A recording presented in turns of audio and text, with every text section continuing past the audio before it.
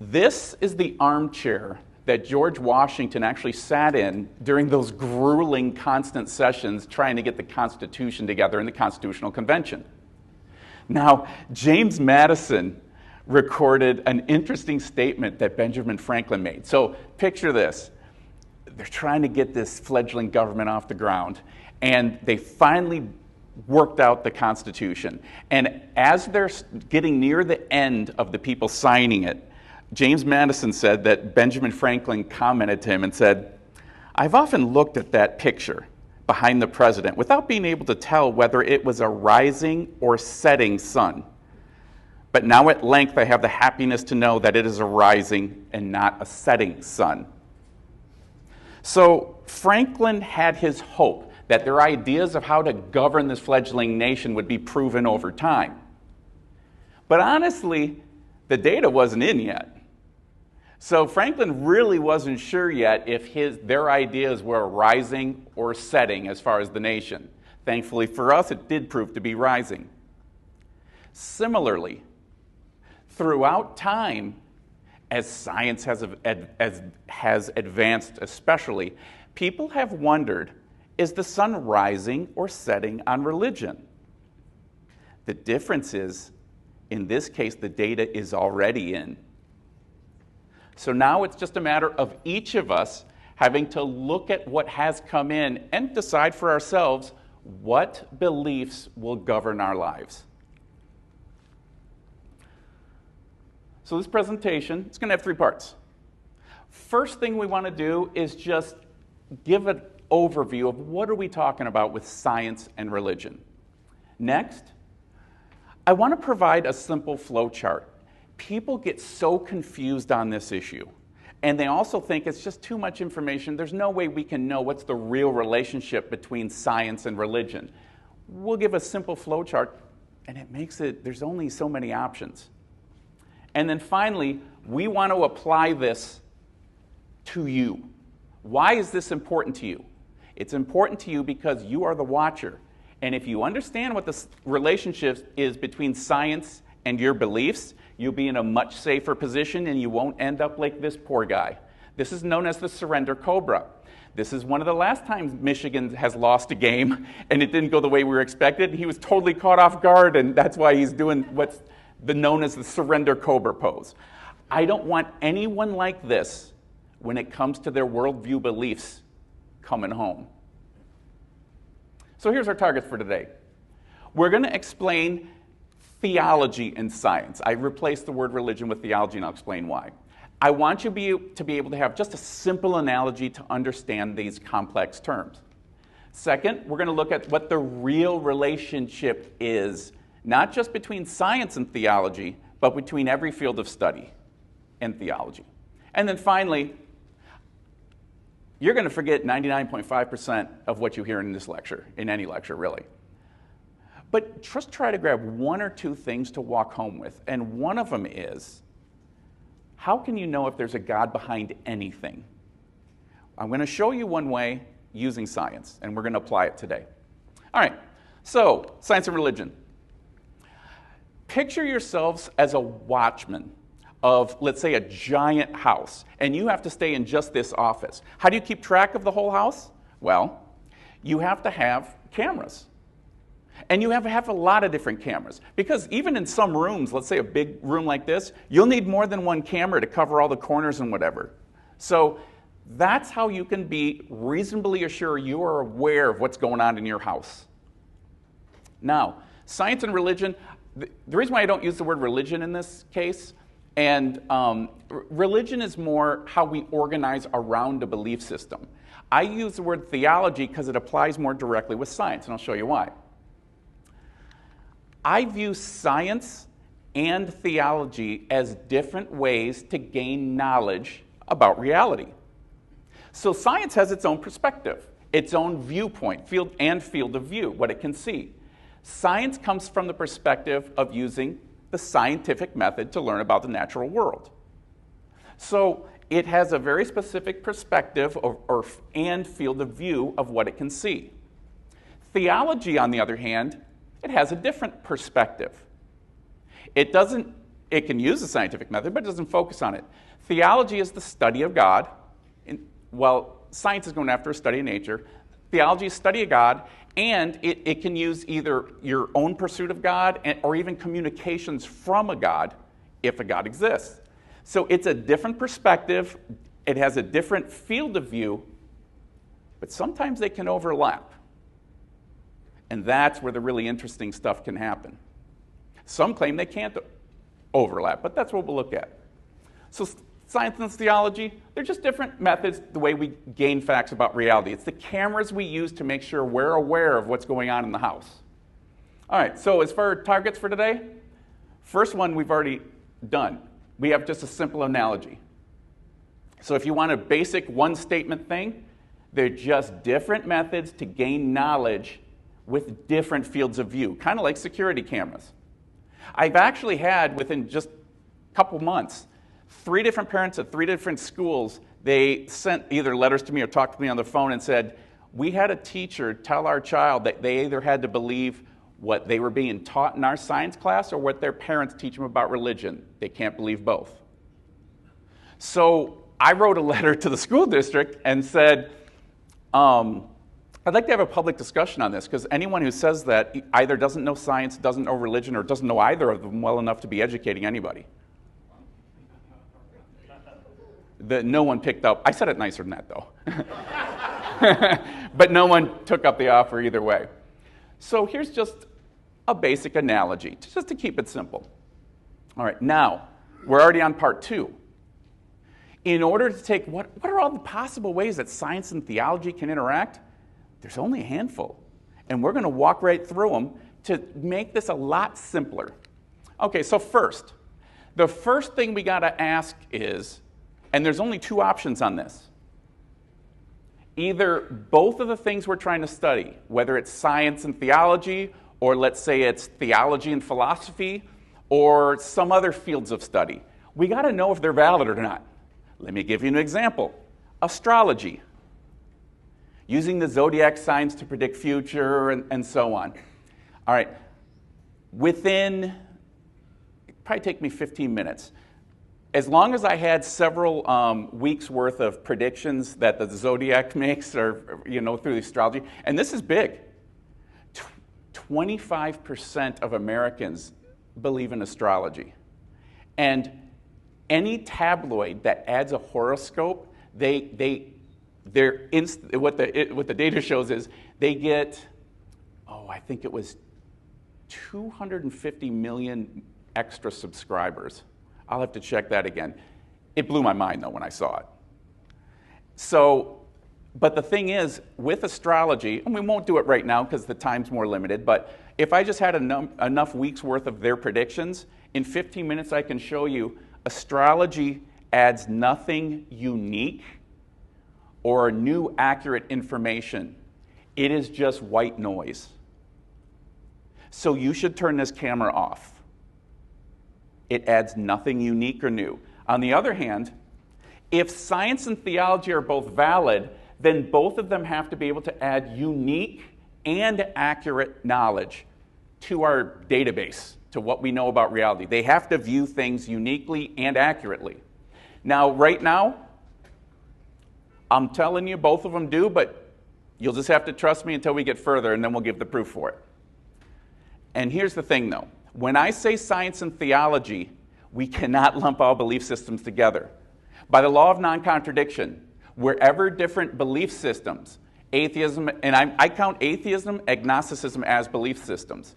Buddhism, Hinduism, Christianity, Islam, wherever they contradict each other, and they contradict each other on the foundational points of those belief systems, only one at most can be accurate. So what that means is, when you're studying, let's see what the relationship is between science and theology, you have to pick a specific theology to look at. In this case, we're going to focus on Christianity, because Christianity is on a level of connection with science that no other belief system matches. But when you're talking about, are they both valid and add unique information, it depends on what theology you're talking about. All right, second step. Again, there's only 2 options. So first, we got to know whether they're both valid or not. Second, we have to act, do they interact or not? So how I got into this topic and wrote this, is that I'm going to turn into a book. I was reading an article by Stephen Jay Gould. He's a Harvard professor. He has if you list his credentials, it's longer than the article I wrote on this. But in his Dorothy, Is It Really Oz, I was so shocked by how narrow-sighted this brilliant man was when he's talking about science and religion that I got narrow-sighted and I almost removed myself from the gene pool walking into traffic. When I got shocked back, I was like, okay, let's just break this down and look at it. So what he claims is, his theory is called NOMA, non-overlapping magisteria. These are magisteria, science and theology, and he says they're non-overlapping. Never the twain shall meet. They can't interact. He said something like, science gives us facts about the natural world, and that doesn't belong here. He just gave some vague thing about, well, theology is just about ethics and spiritual things. So, and he said they never meet. On the other hand, what's the other option? They do interact. And there's basically, if there's anything that both science and theology comment on, add accurate information about, they're interacting. So we're going to show you pretty quick, and here's a great example. Our origin story sits right here. Both theologies and science have added new information about this. And we're going to use that as our example later. So as far as interaction, this doesn't work. So where are we at now? We're at science and theologies are going to interact. They can both add accurate information, depending on what theology, and they interact. What do we have left? Type of interaction. Now this is harder to see, so I'll just make it. Now this is how simple it is. We're done. This is the end of the flow chart. There are only 5 possible ways, general ways, that science and a theology, like Christianity, can interact. And they're on a continuum of agreement. Over here is the conflict theory. It basically says that the more science advances, it just eats away and disproves religion or theology. That's the conflict method. Complex contextualize we'll get into. Here's mine, symptoma. We'll talk about that. And at the other end, we have proof, and we have completely overlapping magisteria. And that's it. We're going to have a decision between these 5, and then we're done. This simplifies it. All right, so let's start with the extremes. Let's move from the extremes. First of all, conflict. So the idea is, here's what religions and theologies have been giving us, but that the more science advances, it just eats away and disproves it, and science becomes bigger, this gets eaten away, until eventually it'll just go away. God of the gaps, that whole thing. On the other end is completely overlapping magisteria. This was given by, I think it was William Dembski. He was giving a talk at the biggest apologetics conference in the country that I've seen. So he was the plenary speaker, and he was actually giving a talk about information, I think. It was an excellent talk. But he tied into it his view of here's the way science and religion actually go together. They're completely overlapping. All knowledge is God's knowledge. Hard to argue with that. If you believe there's a God, that's hard to argue that. But I did. So when it was over, he got a standing ovation. It was an excellent talk. But I sat in the front row because I disagreed with him and I wanted to get my question first. So I raised my hand, and he said, yeah. And I said, well, so I agree with completely overlapping magisteria, but it doesn't really fit with what's the relationship, because you're taking it from God's perspective. If we had God's perspective, we have all knowledge, yeah, then it's completely overlapping. But we're trying as humans to figure out what the relationship is. We don't have all knowledge yet. You talk about humility and brilliance put together. When I said that to him, so I basically said, your idea is wrong, here's what I think it is. And his no defense mechanism kicked out. He literally went like this. As soon as he's done here, he went,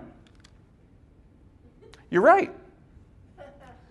He just said, that's right, that is. And then he thought for another second, here's 2 examples that prove it. And he shot out these 2 examples, neither of which I had before, so I had to write them down. So this, not unless we have God's knowledge. So that's not a possibility as far as the relationship. But what about if we take it a little step lower? Let's say if we just say, well, we can get proof that God exists. I don't believe in this one either. Here's my thoughts, you can have your own. But science doesn't believe in proof. I mean, you have laws, but they don't even really call them laws anymore. They basically are saying, well, we just have so much evidence supporting this that it is, we just accept it. We can run our lives thinking that this is true, and the probability against it is so small. But they don't like saying proof anymore. I don't think God has the goal of proof either.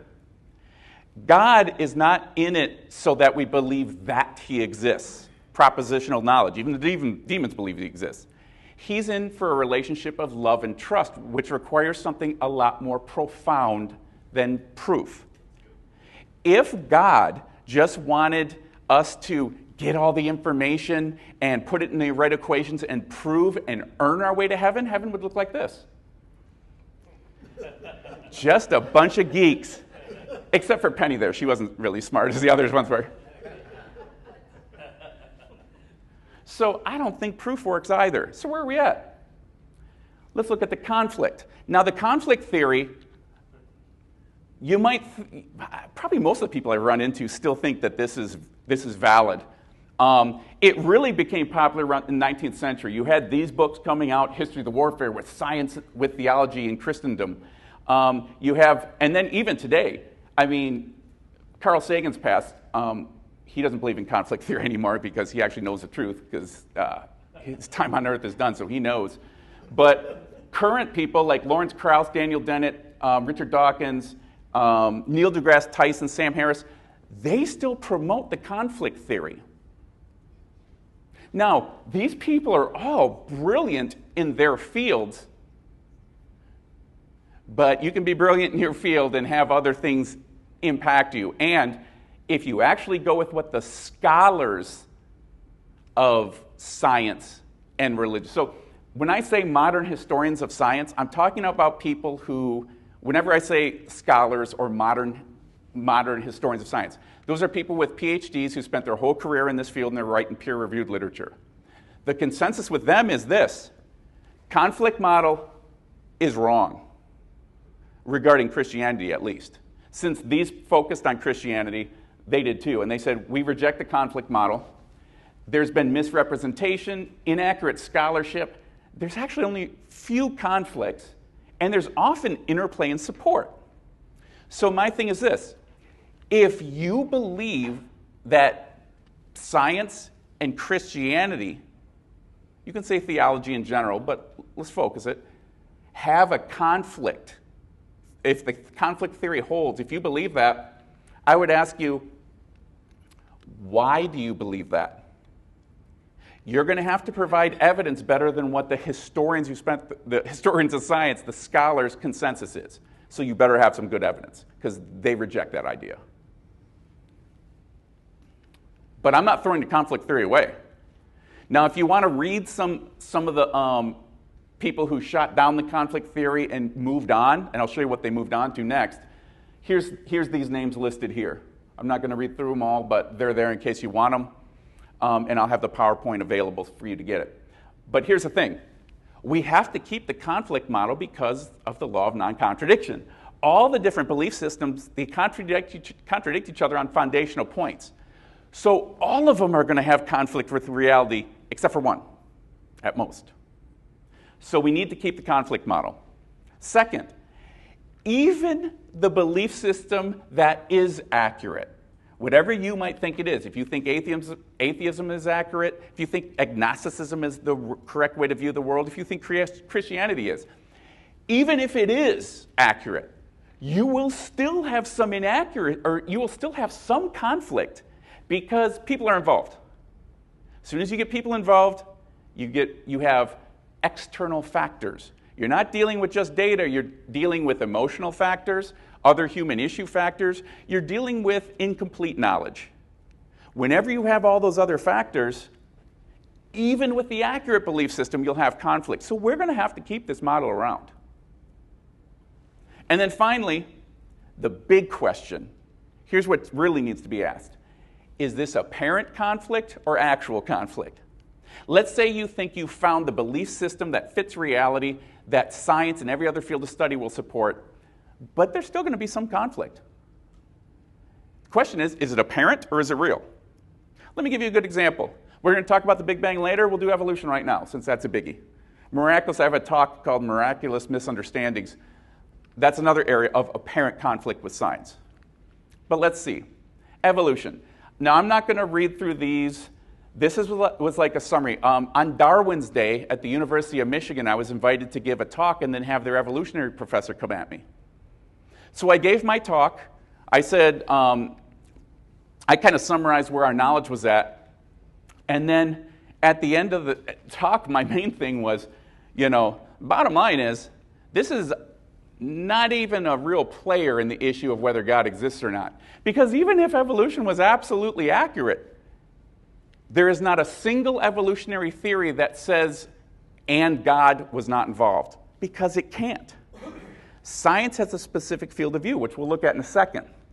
Now, when I gave that talk, it was Q&A time, so now they're waiting for this professor to go at me because they know he's pretty vocal. And so we were just standing there waiting, kind of awkward silence. And then I said, any questions? And I use that thing that Frank Turek says. I'll say, I know asking the first question is hard, so we'll skip right to the second. Still no one said. Then finally the moderator, the main guy, he said, sir, we invited you so that you can kind of go at it with him. That's why we're here for a little debate. Do you have anything? And he said, oh, yeah. He mistranslated this one word, a Jewish word, or Hebrew word wrong. I'm Jewish. And I said, okay. And I said, well, we can talk about that, And I said, it doesn't really have anything to do with the talk, but okay. Is there anything else? And he said, no. And the moderator's like, so you agree with everything he said? You don't have anything else you're going to shoot down about the science part? He's like, no. And that was it. Wow. Here's why. If he just he got this. I don't think other people did. That's why everyone else was shocked. But I got it. Science is only able to view a prescribed field of view. It will describe nature and events using initial conditions and natural laws. So even if we had and here's one example. We're going to do this one in a minute. For example, it can study about our origins, how the beginning of the universe was. But it can't tell you if there's a cause outside the universe. It can see some properties that you might need a cause outside, and we'll get to that too. But here's the thing. Let's just say we have a petri dish in front of us, and we see non-living life become living organisms, and then it evolves into all the different life forms we've ever had. What does that mean? Well, it just means we saw how naturally things could happen. It still says absolutely nothing about whether there was something outside of its field of view involved. But what the study of evolution and the biology does show us is this. When you study DNA is found to be mathematically equal to language or code. Language and code only comes from an intelligence in all the science and everything we've ever studied. That's why Bill Gates, when he learned about DNA, he said, it's like a computer program, but far, far more advanced than any software ever created. Yeah, no kidding. The information storage capacity of DNA dwarfs anything that we've ever created. In just a teaspoon of DNA, you can have the information to store what you need to build every organism that has ever lived on the planet and every book ever written.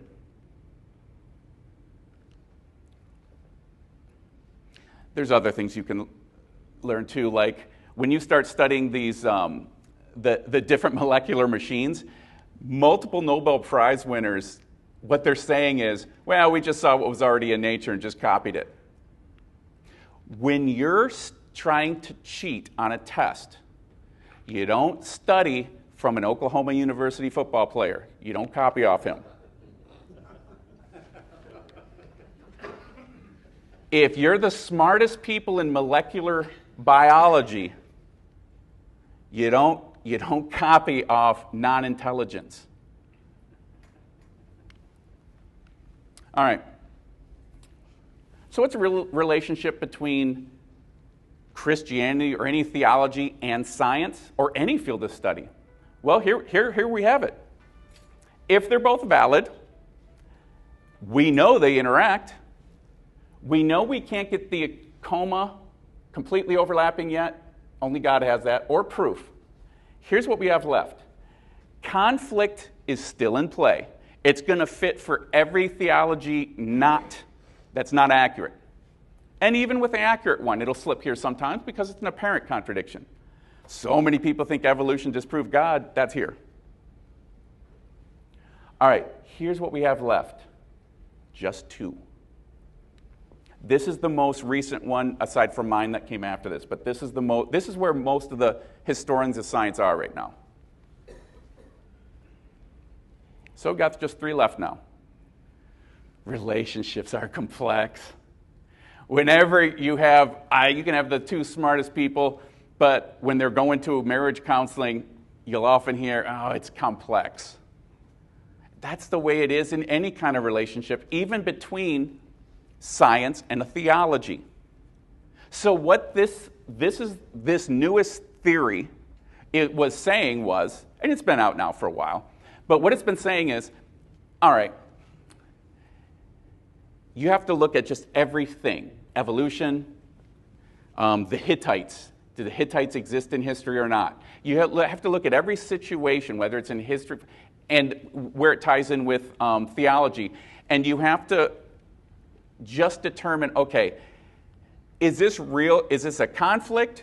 Could it be resolved? Is it apparent? And what they're saying is, because we don't have all knowledge yet, and because there's human factors involved, you're going to have this kind of relationship with every kind of thing that comes out, every new study that comes out between science and theology.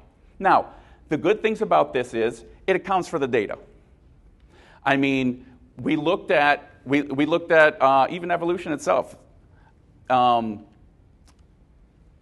what it shows is, even if you have an accurate theology, it can be shown to be proven true, or it can be shown to have agreement with science over time, but sometimes it looks like it doesn't. And this is why. You have other factors involved. But here's the problem with it. It only explains each situation. Like, why does evolution, or why does the beginning of the universe have so many people thinking it supports atheism?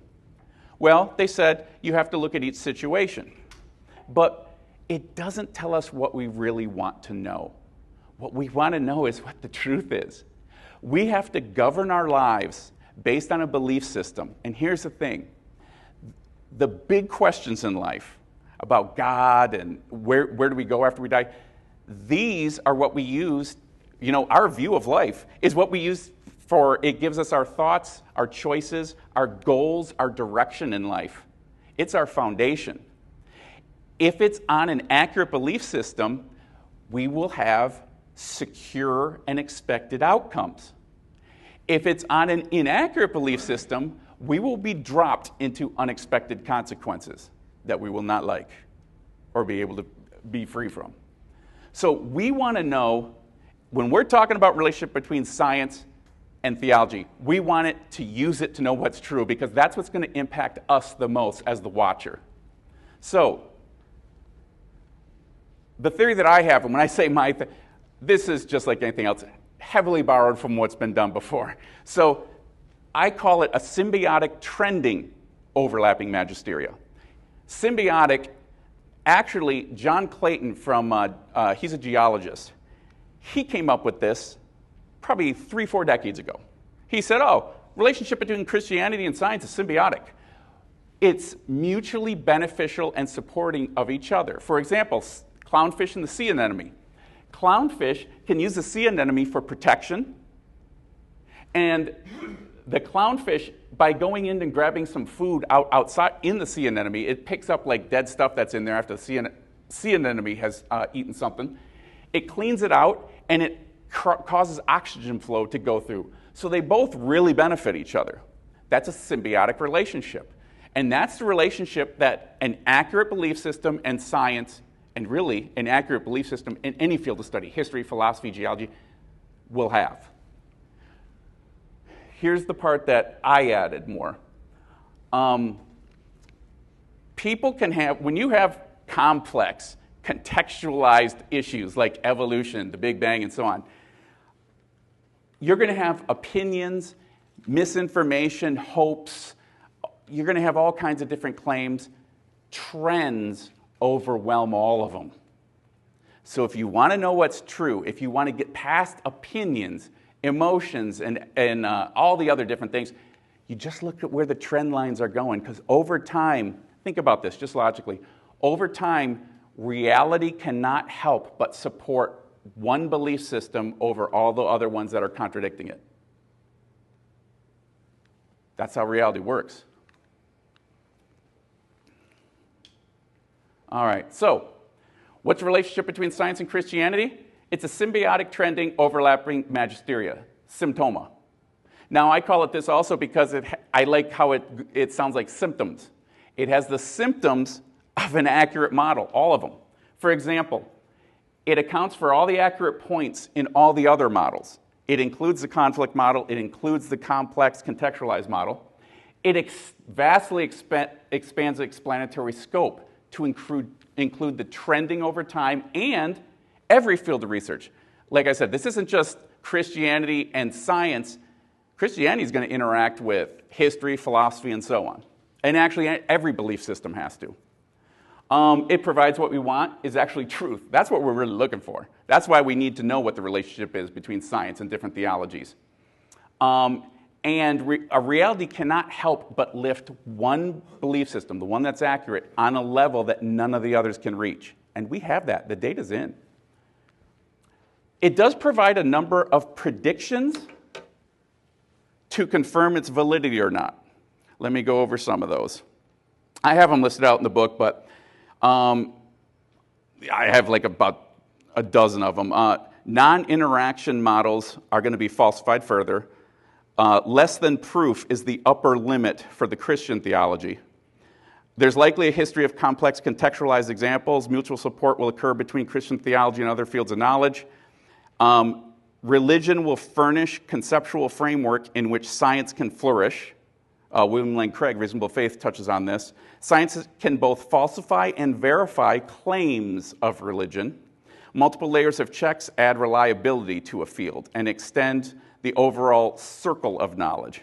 Religion can help to adjudicate between scientific theories. Science can establish a premise in an argument for a conclusion having religious significance. Again, Reasonable Faith has done this when William Lane Craig does his talks with including science. Trends will be evident over time toward concord and mutual support between Christian theology and science, and we'll see an opposite trend line for all the other contradicting theologies. And then as far as future, another big way to test whether if you have a good model or not is does it lead to future inquiries? And we're going to talk about that because aside from the fact that institutions have been created, even Cambridge University and Oxford now have science and theology chairs established. There's journals. This is just growing. The interaction between science and theology is just growing. So there's more and more inquiries. Okay. This is for those who think science isn't their thing.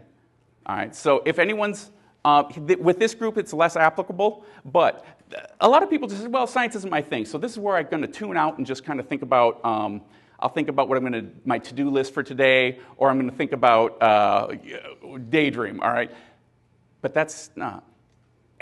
Science is all of our thing. We've all done it naturally since childhood. We just don't know what the terms are. Let me give you an example, possibly my earliest memory. So here's the basic steps of scientific method. One of my earliest memories was, it was even like before kindergarten. I was in some kind of class where we had about 10 kids or so. I remember coming out of a van and we all had to hold hands going through the parking lot, going to this museum where this guy's going to read to us. So when we sat down, there was a guy sitting, then there was students holding hands, teacher, and then holding hands, and then me at the end. Now, I was like ADHD, so I got bored really quick. And so we're holding hands, listening to a story, and I look over, and I'm like, there's an open electrical socket. Observation or problem. I mean, my young little mind, I went through all of these steps. I can remember it like it was yesterday. I was like, if I jam my hand in there, will it just shock me, or can I get it to go all the way around to get that guy? Okay. Hypothesis, the second step, is a theory or model. I was like, I think I can do it, because I know my mom told me if I stick metal in, it'll go through. And sometimes when I grabbed a barbed wire, or I saw someone grab a barbed wire fence that was electrified and they touched someone, it worked. I think it might work. Testing data, the fun part, I made sure I hit all the 3 prongs that I saw, and a back straightening jolt hit me. It went all the way around and got the guy. Conclusion, yes, I can get him. And now I'm sharing my results. So science is all of our thing. We all do this naturally, and now what we're going to do is I'm going to illustrate exactly how we have science and Christian theology in a symbiotic relationship. All right, and we're going to go through the scientific method while we're doing this. So this is just completely invalidates Stephen Jay Gould's NOMA model just from this. All right, let's start with an observation. We exist. All right, most of us can agree on this. Some don't, but that's a whole other talk. But us, our universe, nature exists. If we exist, there's only 2 possibilities. Either there was a beginning to all of this nature, or there was not, and it was eternal. It always existed. Nice and simple, only 2. Theories. Here's where it's also nice and simple. They made it very easy for us. The general view of science, primary belief of atheism, agnosticism, every other belief system not founded on the Bible, and common experience told us universe is eternal. Sun goes up, sun goes down, happened yesterday, will today, will forever. Everyone was thinking it's eternal. The Bible's over here. Not only is the Bible alone over here, it also gave some other things that can be checked. Step 3, test and data. The evidence is in. Vilenkin, he's one of the top cosmologists who was studying this. He said all the evidence supports there was a beginning. And whenever I give this talk, I always say, all of the evidence support there was a beginning. There is no evidence supporting that the universe is eternal. When all the evidence is on one side, and there's no evidence on the other side, even a graduate from Ohio State University can figure out what that means. Forgive my angst, Michigan fan, and Ohio State they've made my life miserable for years. They got a great team. Vilenkin, he said this. He said, we've done the test. And it is said that an argument is what convinces reasonable men, and a proof is what it takes to convince even an unreasonable man. With the proof now in place, cosmologists can no longer hide behind the possibility of a past eternal universe. There is no escape. They have to face the problem of the cosmic beginning. So that's our tests and data. What does that mean? Ooh, I got to get rid of that. There we go. Here's what science now knows. All nature, all the matter, energy, space, all the matter of the universe came into existence. So all of it had a beginning. Time had a beginning. Space and time began together. It called the fabric of space-time. There was nothing at all. Not anything of the universe, then a small, dense, hot universe that released no light. So even if you were there to watch the beginning, you wouldn't see it because light's not being released. It's dark. And then the space-time fabric begins to expand and decay following fixed laws. Well, that's what science now knows with modern science. That's what the Bible knew thousands of years before. And here is all of the verses that spit it out. And this is what bothered us. So even at churches, I'd have, it used to be most, now it's about half. Most of the people, when I say Big Bang, what does it support? Atheism or the Bible? Almost everyone said atheism before. Now it's about half and half. It's getting less. But I was like, even the people who the top atheist at the time, Sir Frederick Hoyle, who had the steady state theory, he said when he heard there was a beginning, he's like, that's scientific Genesis. What was it, a Big Bang? He's calling it a Big Bang to kind of make fun of it, and that's the name that stuck. But the bottom line is, this was predicted precisely. When it says in the beginning, God created the heavens and the earth, heavens and earth don't mean heavens and earth. When you stick them together, I think it's called a merism. It means, it's like butterfly. It doesn't mean butter or fly. It means something totally different. When you shove them together, it means all things of the natural universe, all matter, energy, space, and time was created. Now, if some people have accused me, oh, you're reading science back into the Bible. I'm not reading science back into the Bible. The Bible had that thousands of years before I was born. And those closest to the discoveries who are atheists or agnostics, they get it. Here were their quotes. Now, how atheism got to claim the Big Bang as theirs, they must have the best marketing team, because the beginning of the universe is all Bible, and it's called out. Here's what, let's see, this Robert Jastrow, head of NASA's Goddard Institute of Space Studies. Here's what he said. He was an atheist at the time. Astronomical evidence leads to a biblical view of the origin of the world. The essential element in the astronomical and biblical accounts in Genesis is the same.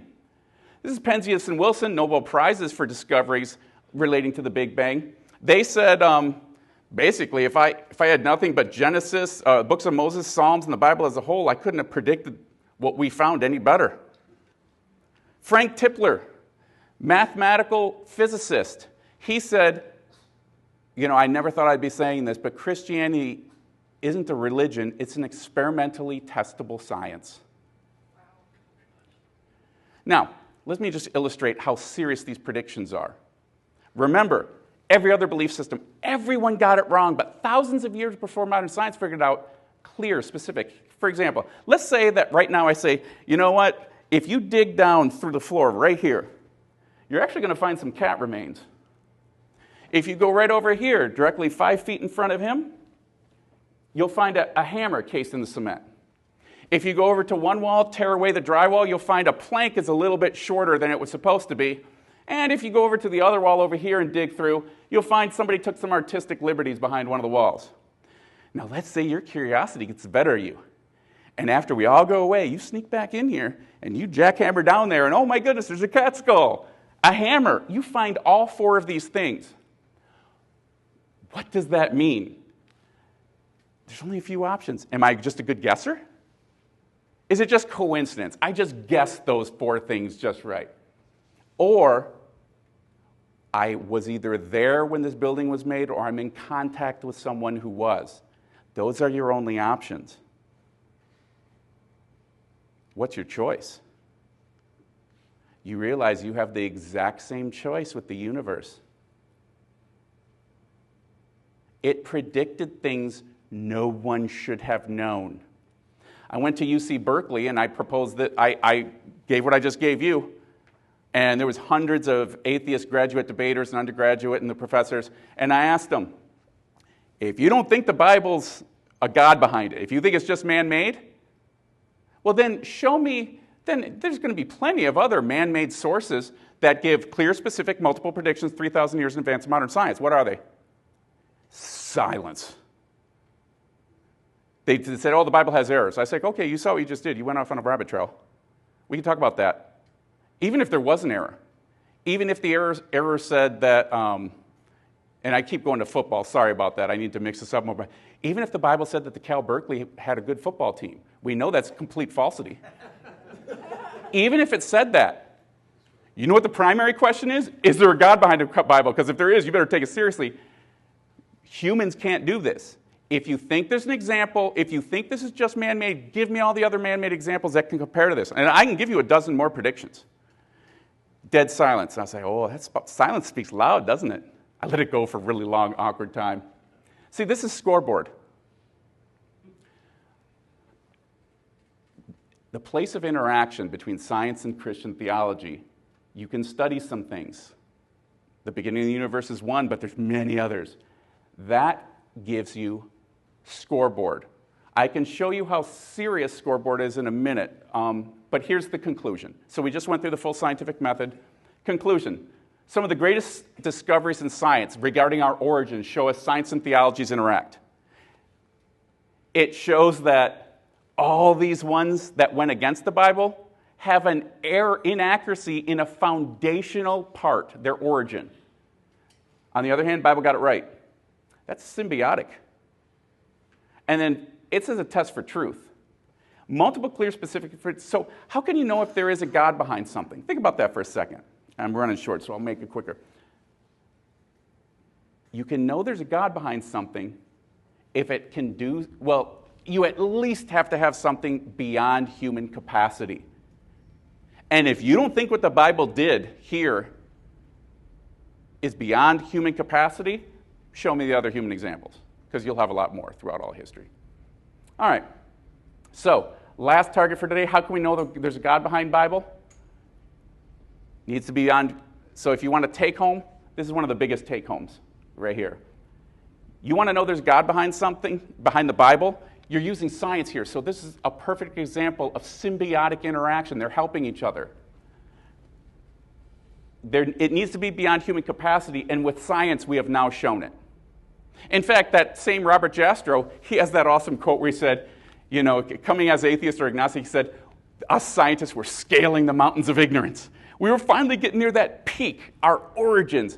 And right when we get to the top and learn about our origins, there's a band of theologians who've been sitting up there for centuries. All right. One activity was I was going to ask how many questions or challenges are answered just by this. Some of the biggest questions, Christians of blind faith, how can you believe in supernatural, all these are answered with just showing there's a God behind the Bible. And here's what I'm really looking for. This is here's a kind of what I'd expect to see if Christianity and theology, or Christianity is accurate. Whatever the accurate belief system is, you'll have it trending upwards as research goes on through time, and every other belief system, you'll have the trending downwards with conflict. In fact, what I would like to do, I don't have the time to do this, but anyone who does do this, please contact me, because you could do a whole dissertation on this. If you take, let's say, history, or philosophy, or science, show all the things that were found, some peer-reviewed literature that shows an interaction that would support, and have the ones that are negative. You'd have to get some parameter to give them values, measured it, but over time you could trend it. And you could make an awesome display, because you could click on any of these and get the example of, okay, here's something that shows a possible conflict, is it apparent or not, and so on. All right. And just so you think I'm not just saying there's trends, let me just show you an actual one that has been graphed. Luke Barnes is a physicist. I grabbed this from him back in, this was 2011, but here's basically, when they started finding fine-tuned features of the universe, that things had to be exactly right for the universe to have our kind of life, they thought they would just go away in the early 70s. But instead they found more. So here's all the number of articles per year that are found, and look at that trend. So what's the trend? Every month or so, there's a new article supporting fine-tuning design, and it makes it if you do the probability, it makes it 1 million times less likely that it was chance alone without a designer. Okay, so what's the real relationship between any belief system? If it's inaccurate, it's going to be here and here, conflict and complex. If it's an accurate belief system, and if Christianity is, it'll be here, symbiotic, trending towards support, and complex contextual. So here's just a summary. Many fields of study or camera views overlap with theology, and we can't help but trend towards mutual support with accurate theology and conflict with an inaccurate theology, and this trend will overwhelm all false information, opinions, and hopes. That's the symptoma model. All right, so what does this mean to you as a watch person to conclude? All right, this is my Michigan team.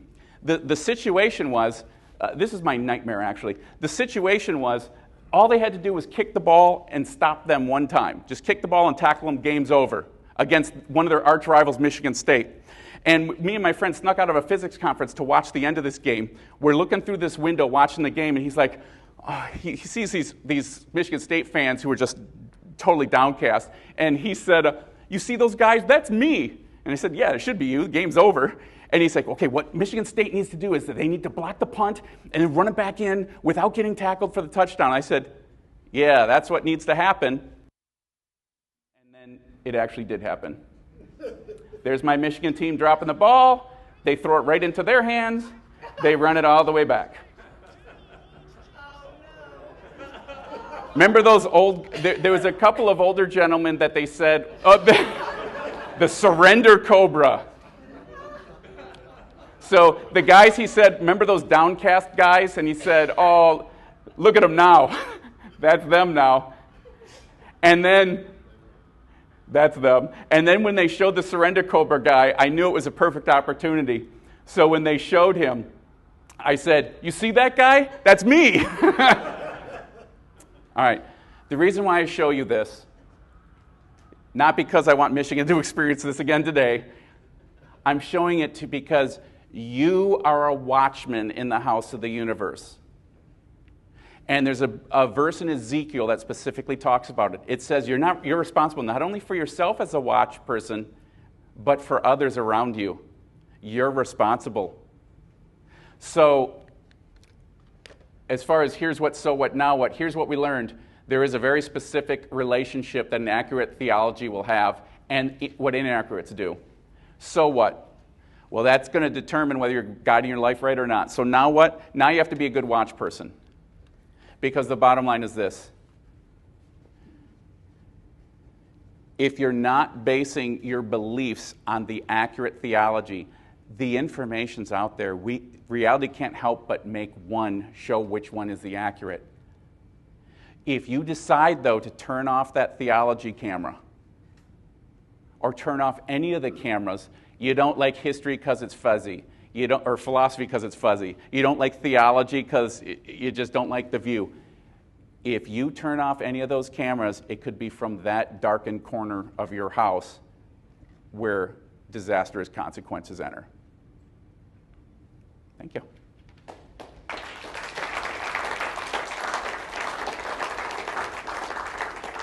Excellent. Thank you very much for that. So you'll have time for Q&A, Oh, yeah. presume. So two rules real quick for Q&A. First rule is please be sure to ask a question. David is going to have a microphone. I will have a microphone. If you have a question, raise your hand and we'll bring the microphone to you. Again, important point, please ask a question. Some people go on and on and on and on telling us what they think about the subject. If you need to set up your question, that's fine. But please get your question so other people can ask their question. Second rule, I'm the president, I get to ask the first question. Good. So, that's usually the hardest one for... if I understood the trend, mm-hmm. and you talked about the trend several times, and I think that one of your points was that if you watch the trend usually leads to truth. Is that fair?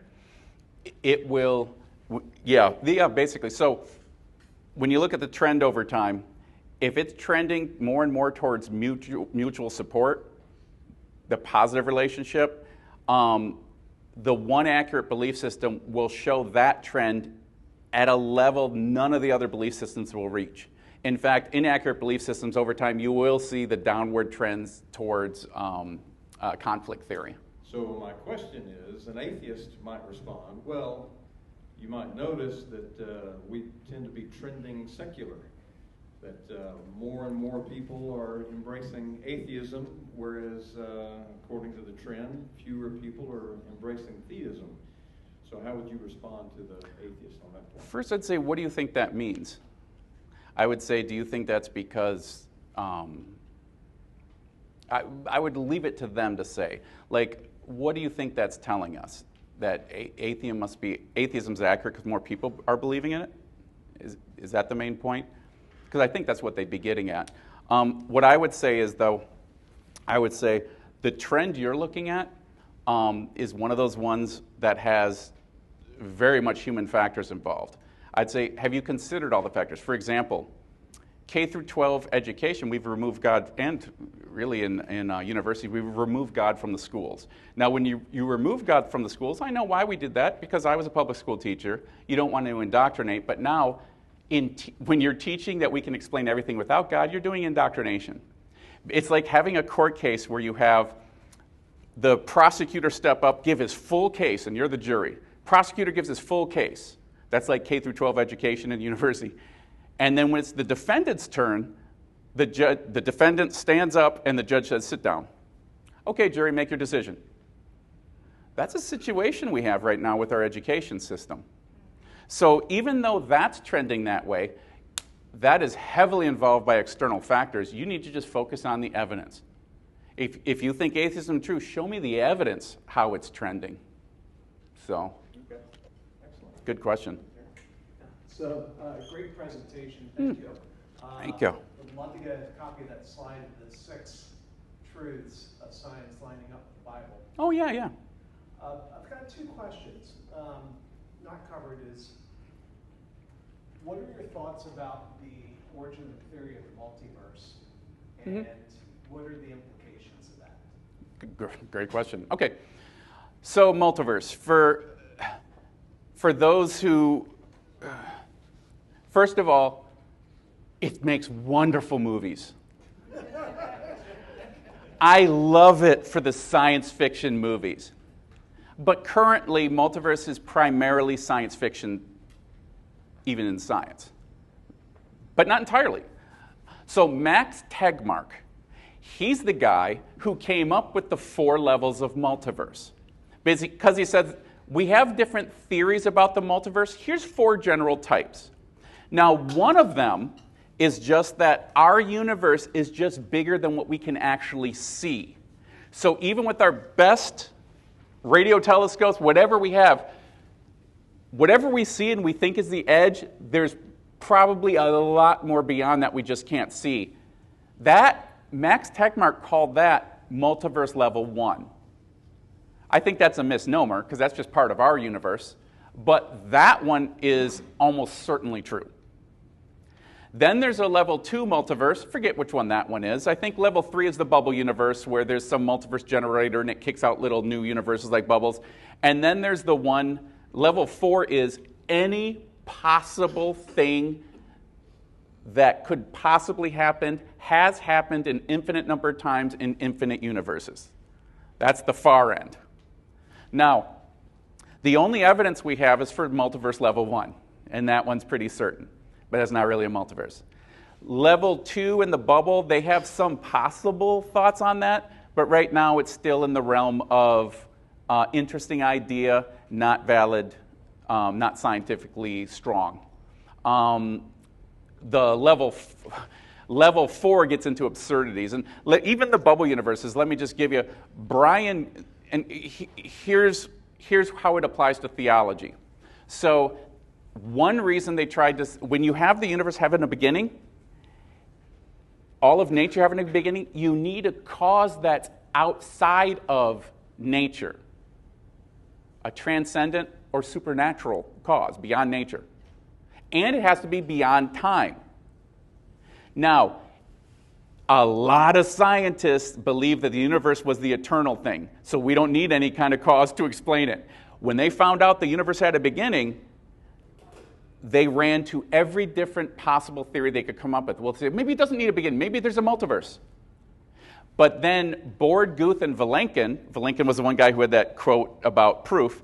They spent 10 years and wrote 5 seminal papers on this issue. What are all the possibilities of maybe not having a beginning? And they said, even if there is a multiverse, it still too needs a beginning itself. So you just pushed it back a step. So it doesn't hurt the argument that if you had a beginning, you need a cause that's outside of nature, outside of time, more powered than the universe, and a bunch of other features that we could talk about in another talk. I do that, the cause of the universe, there can be only one. We'll cover that there. Now about fine-tuning. They try to say, okay, they're coming to the point where they're saying, okay, yeah, having all these fine-tuned things come out just right. It's like you have a giant dashboard in front of you with 1 million dials, and all the dials have to be tuned precisely right for the universe to be here. They said, that really does strain chance. So mathematically, you look like a fool trying to support the fine-tuning argument through chance. But they say, but if you have infinite chances, well, then anything can happen. So it would take away from the fine-tuning argument, except a number of. Here's the main thing I think. Brian Greene did a talk about multiverse, and he shows he's trying to give all his reasons why it makes all these bubble universes. That there's just this multiverse generator, and he said it's kind of like a French horn. A French horn is just shaped in a certain way to produce sound in certain ways and produce different sounds. But a smart observer would have said, hey, Brian Greene, in your TED Talk, French horn is designed. In order to make those specific sounds, you have to design that. So if you have a multiverse that's actually spewing out multiverses that are trying all these different things to get the fine-tuning right, you still have to have a multiverse generator that requires fine-tuning as well. So in the end, it makes for great movies. It doesn't have enough support right now for the kind of multiverse you need to go against fine-tuning. It doesn't stop the big need of a cause argument. So it's not an enemy to us at all. If they show a multiverse is true, fine. I doubt it, because the evidence just isn't pointing that way. But if they do, it doesn't hurt any of our big arguments that God exists. So the level 4 would basically be the monkeys typing Shakespeare. Yes. Yeah, what you would have to believe for a level 4 multiverse to be true is everything in this universe is exactly the same except you're wearing a red shirt. And that's a true universe somewhere else. And there's another universe. Everything's the exact same, but you're a Michigan fan. Everything's the exact same, but people have blue skin. You look exact same, but you have blue skin. Anything that is physically possible or not logically impossible is going to be true an infinite number of times in one of those infinite universes. There's a lot of ways you can just show that that's just I heard one scientist make the point that in such a multiverse, then it would also guarantee that you have a universe where the biblical God exists. So no, that's not very good. Okay. that's a nice shot. Ready? Whoop. First off, Oh. number 3. Yeah. First off, thanks for coming. I Oh, appreciate you being here. Mine. Two questions, and they're kind of related. The first one is, how does your model take into account science's influence on our understanding of Scripture? 6 days of creation being a good place to start. And second, do you have some examples of where Scripture has influenced the direction of science? Great question. So first of all, if it's symbiotic, they're going to help each other. And sometimes helping each other is helping remove stupid theology. For example, Galileo. Galileo was a believer, so was Copernicus. And when he got into a fight with some leaders of the Catholic Church, and really Aristotle's view at the time was that we're the center and things revolve around us. That was Aristotle's view. And everyone was holding it at the time, except for some people like Galileo, Copernicus, and so on. So the church, many in the church held that. And they would try to use verses, the earth, we're fixed, we can never be moved. There's some verses that can make you kind of think that. But what Galileo was saying is, no, we are most definitely not having everything revolve around us. And he said, you're misinterpreting the Scripture. You're going beyond what the Bible actually says, and that's dangerous. So in that case, science helped bad theology. And it's still doing it today. There can be some more examples. What was the other question? I'm sorry, I forgot the second part. Go the other direction. How has the Scriptures influenced the direction of science? So one thing is, I've heard a good argument, I think it was Hugh Ross who said this, where the actual kind of methods used in science where you give an observational frame, you tell where your frame's at, and that he said Genesis actually does that, and who was? I'm sorry, I'm trying to figure out what sources to point you to have the full more details on this. But basically, when science said that we can know God through what he has designed, that is basically saying there's kind of, you can have the book of Scripture and there's the book of nature, where you can learn some of God's qualities just by studying. So you have Newton and some of the founders, most of the founders of the modern fields in science were Christians learning how God did things. So that was one thing. The whole beginning of the universe. Now, while there is some examples, like the beginning of the universe when the Bible claimed that, most of the things in the Bible, since the Bible is not a scientific textbook, if it was, it would have said, in the beginning, God synthesized deoxyribonucleic acid. It's not trying to teach us science. It's trying to teach us what God did and so on. But it does make some claims that can be tested by science. And most scientists have not taken advantage of that. If they did, it would have led to other discoveries. For example, Hugh Ross just did a thing where he said, where God is lecturing Job, said, where were you when, and so on. One of the things he said is, can you bind the something of Pleiades? Can you loose the belt of Orion? Can you guide Arcturus? Now, those things just, it sounds like God's just lecturing them. Scientists have found science to back those things up, though. So Pleiades is a group of, I don't know how many, 250 some stars. And the amazing thing about it is scientists have recently found they are traveling in the exact same direction like a swarm of bees. So they are bound together. And there's an article on that. The belt of Orion. You know those three stars that are equally spaced, kind of in a perfect line? It's really beautiful. You can see it out in the night sky. That's like the belt of Orion. So while God said, can you bind Pleiades, keep them together, and they are staying together in their course, he then goes the opposite direction. Can you loosen the belt of Orion? Well, this star and this star, they all have Arabic names. I can't remember, pretty names though. This one over here is not just a star. I think it's a 3. I think there's 3 stars there. It is actually, they've now measured that it's measurable. It's moving away from the other 2. So it is loosening the belt. When he said, can you guide Arcturus and his sons? Arcturus, so I think it was, there was some astronomer who said, if you have a star going more than 12 meters per second, if it's 12 meters if it's traveling in space at 12 meters per second, that's a controllable star. Anything more than that, 25 meters per second. Our sun is going at about 12 meters per second. 25 meters per second means it's controllable. Arcturus is going something like 250 some meters per second. And it's about 1,000 times bigger than our star. When astronomers have studied it recently, they said, this is a one-of-a-kind runaway train. It is so it's like a cannonball. See, most stars, as they're moving, they get affected by the gravity of other stars. This thing is such a monster, it's like a cannonball going through tissue paper. In fact, it's such a big monster, it's carrying, I think it was 50 some other little stars behind it in its stream. That's its suns. You can't see those.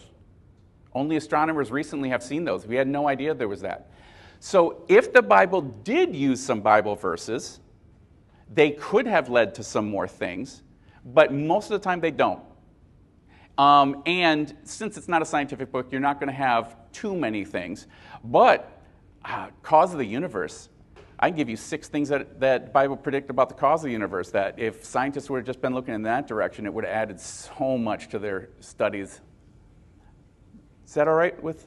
All right. Yes. I've got a question about your Bible, which is, you call it symptoma. And I found it very interesting, especially with your story about giving the talk with the people with the evolutionary model. That doesn't preclude the existence of God. So theistic evolution or evolutionary creationism is that God's behind the physical universe, the operating system, if you want to use the analogy, or the algorithm, and all life. So theistic evolution is a concept that people like Francis Collins endorse. Right. And I find it interesting myself. It's sort of RTB, sort of does not really adhere to that. Right. How do you compare, or do you support the theistic evolution or evolutionary creationism within your model of symptoma? Good question. So there is definitely apparent conflict between Christians and the evolutionary model.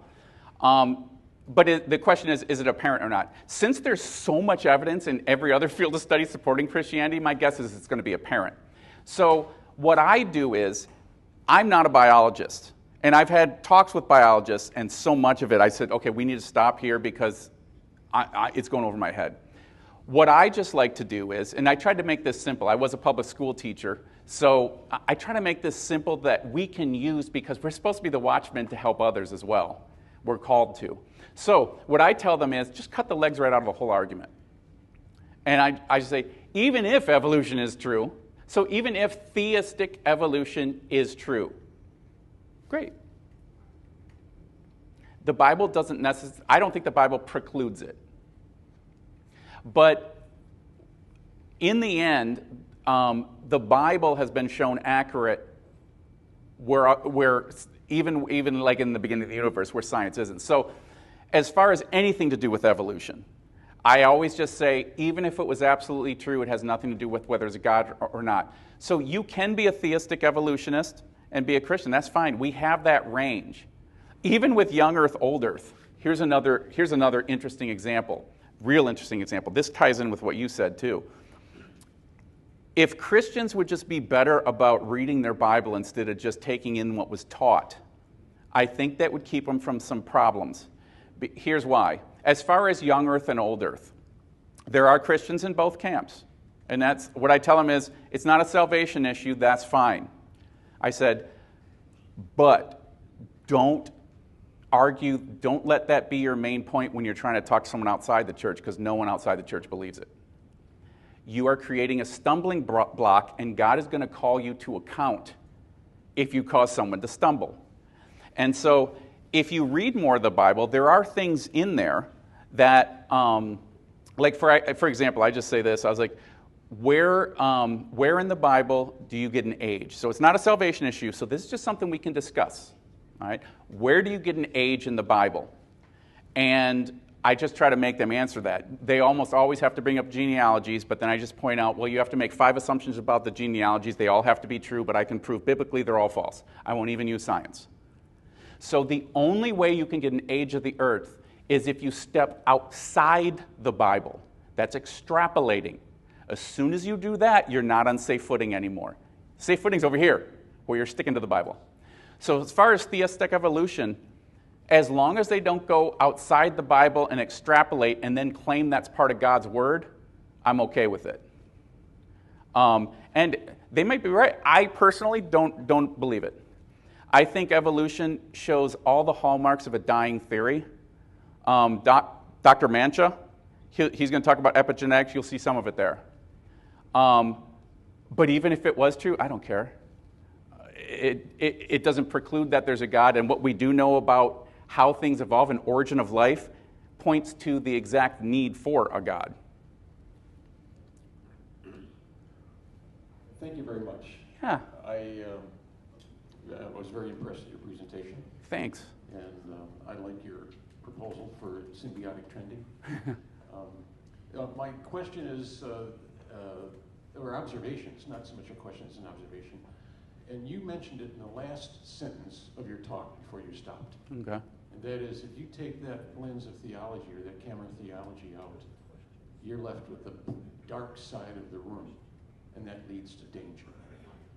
But then you stopped. But that danger, we see trending today. We can set up, an observation and what the Bible predicts and what we think is going to happen, and with all the really, really horrific stuff that's in today's society, it's people rejecting the fact that there's already truth and they don't want to believe it, they can't believe it, and they're driven to anger and dysfunction and radical behavior. And that's, to me, that's part of psychiatric and psychological science, and perhaps it should be integrated in some way, or maybe a next book. So when I said I want some, if any of you are going to do one of these studies, you could do a dissertation on it. Contact me. I want to work with you on it. You just hit a big one. So psychology has its field of view. It can see this. You bet Christian theology crosses over it. And in that interaction, you can predict things that you're seeing right now. In fact, there was a professor who was on the West Coast. He didn't give his name because he was not a believer and he didn't want it to be publicized, but I think it was Josh McDowell who was talking with him on a plane. And the professor told him, yeah, this student, now this guy is so big that when he gives a talk, his lecture hall of hundreds even has people sitting in the aisleways, including other professors. This is how big this guy is. He's in psychiatry. So, and my wife, she has a doctorate of psychology, so she could also add, she does daily things that, well, the Bible says this, and wow, don't we see that being true? So they asked, one girl came into the professor's office and just said, what book or what can you give me I just want to live a healthy psychological life? He said, I can't think of anything more concise or perfect as far as to have a healthy life than Sermon on the Mount. Is that true? What if we lived by the Sermon on the Mount? What would our culture look like? What would your daily life look like? You can test that. And you can also test what happens when you ignore that, which is exactly what you were saying. So yeah, that would be evidence that is going to trend over time. And the further we get away from God, the further we'll see it. Yep. I really enjoyed your example on the scientific method. You were grabbing a hold of the exposed outline. You're a troublemaker then. I know. I can tell right away. So my question is, when you did your write-up, did everyone in the chain feel the shock, or did just the first person and last person feel the shock? So now that's a question that my memory does not get. I remember all the steps. I thought I remembered seeing that guy get it because he was my goal. But I can't, like in my head, I can't picture what happened with anyone else. I thought he jumped, and that's the only thing I was looking at, but I can't remember. So you felt it, and you think he... I'm trying to remember so I did get a back straightening jolt when I did this at my house. To me, when I'm picturing this, I cannot remember if what my pain was or what my feeling was. The only thing that was going through my mind after seeing it work was I was thinking that they're going to know I did this. They're going to know it. So I can't remember. I'm sorry. I'd like to do better justice to the example, but I can't picture it and see what happened. Oh, did you have something from that though? Is there something behind it? Because right now I want to test it. If we got enough people, I want to.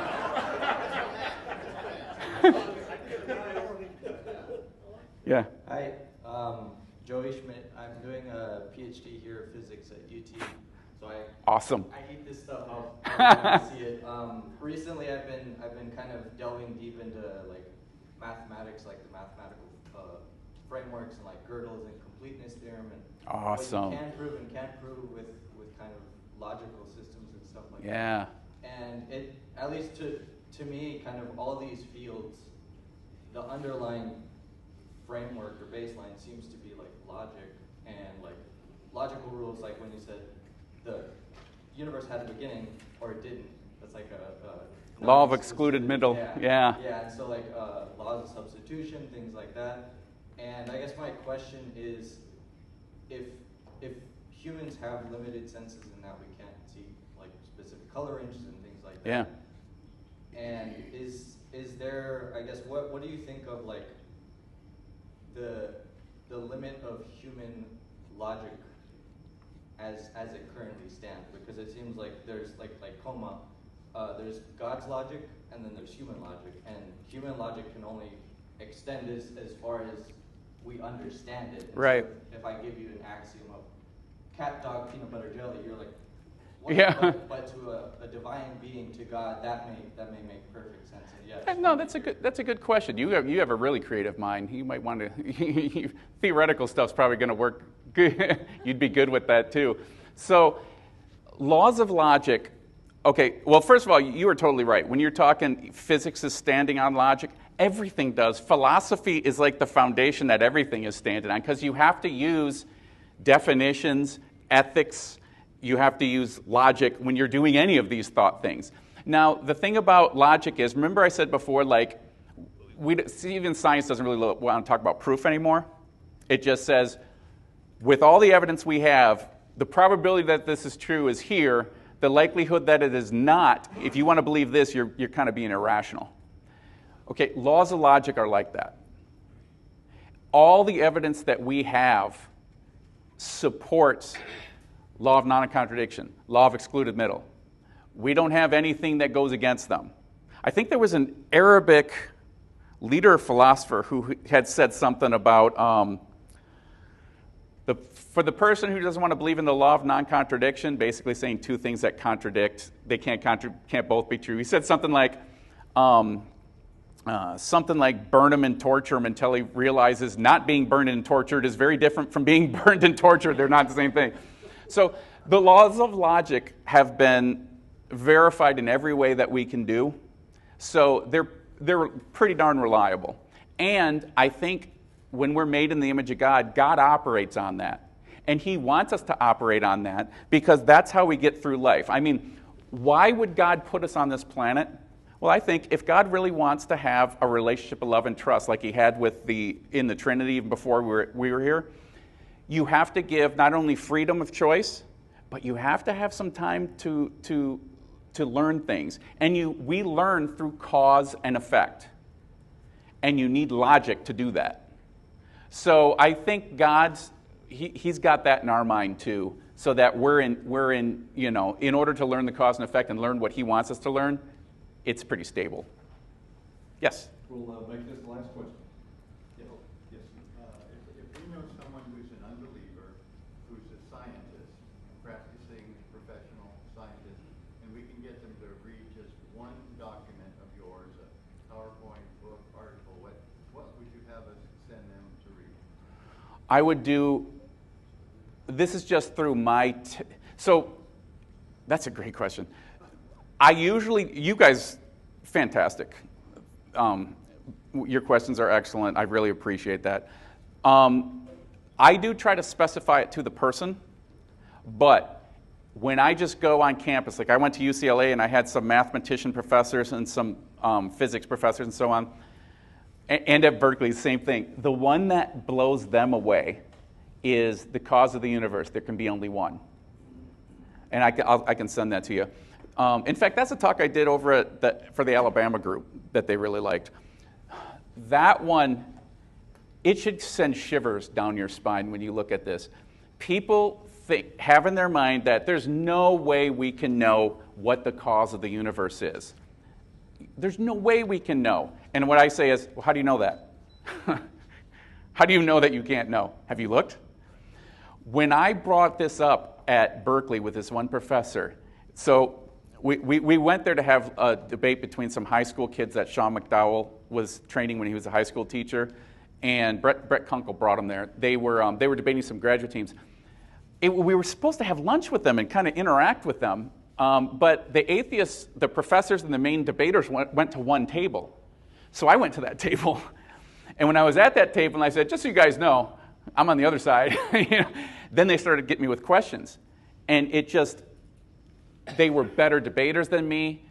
So many of them were way smarter than me, but it wasn't a fair fight. All the evidence is on my side. So what I did with him was, he's like, well, you just have blind faith. How can you believe there's a God? And I said, cause of the universe.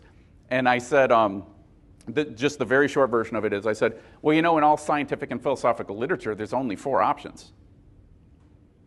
3 have been completely disproven. There's only one left, immaterial mind. And that was predicted, the properties of that, and then I gave him the properties. This was predicted thousands of years ago in the Bible. No other source does that. He literally went like this. And so this atheist table, they're all trying to gather each other up and support each other to come at me. And a couple of theirs got dropped with different arguments, so now it was just this professor to take me out. When he heard that, he goes like this, "That's right. How come I never heard this? How come?" And I was just like, "Yeah, I know. That's why we're doing this. The information's out there." And you could just see him like processing it. And so that one is the one that I would use because I've used it with mathematicians. I've used it with any group of scientists I run into. That's usually the first one I go to.